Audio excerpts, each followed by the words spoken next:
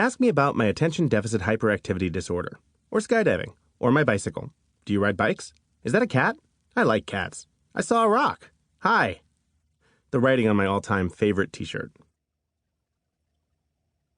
Hi, I'm Peter Shankman. I'm the most ADHD person you're ever going to meet.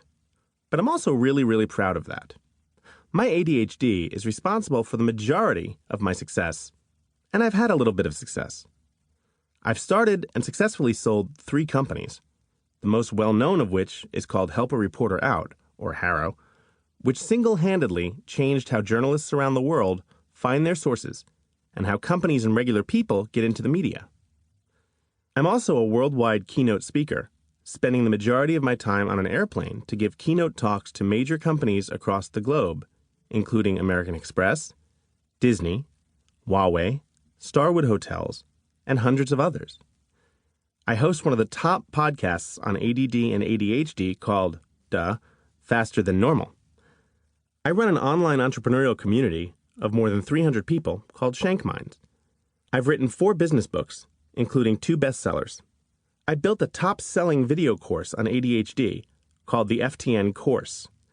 I go on TV a lot, including CNN, Fox, Bloomberg, and CNBC, talking about marketing, advertising, business, and the customer economy.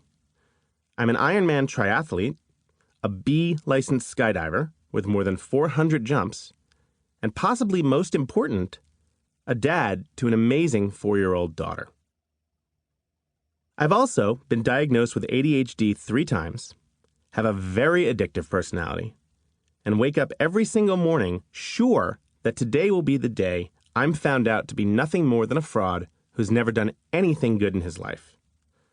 I've blown countless past relationships because I didn't know how to slow down and match the life speed of my partner. I've had some spectacular failures, both professionally and personally, and for whatever this is worth, I've cried at more than 70% of all episodes of The West Wing. Needless to say, an introduction like that doesn't get me very many matches at speed dating events.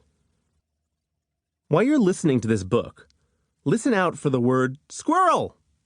Why? Because I get it. I'm ADHD. Because sitting through 60,000 words can, at times, make us want to do anything else. Again, I get it. That's why I'm going to use the term squirrel. When you see squirrel, it means that I'm saying something even more useful than everything else. It'll be something small. It'll be something tweetable or great for posting on Facebook. It'll be something you want to highlight and share with people. It'll be a quick tip that can truly change your life. So keep an eye out for squirrel. They're essentially the cheat sheets of this book. If you're reading this and you don't have ADHD, or maybe you've never been diagnosed, or you know friends and family or loved ones who do, keep reading. One of the beauties of this book is that it's also for everyone, not just those with ADHD. Those without it are going to learn just as much, if not more, from the tips, tricks, and hacks that I lay down here. Trust me, you'll get 3 hours of your day back in your life, just for starters. If you do have ADHD, though, some of the stories here will be incredibly familiar to you. I have no doubt. Like sitting in my dorm room at Boston University 2 days into my freshman year, asking myself why I simply couldn't shut up every once in a while.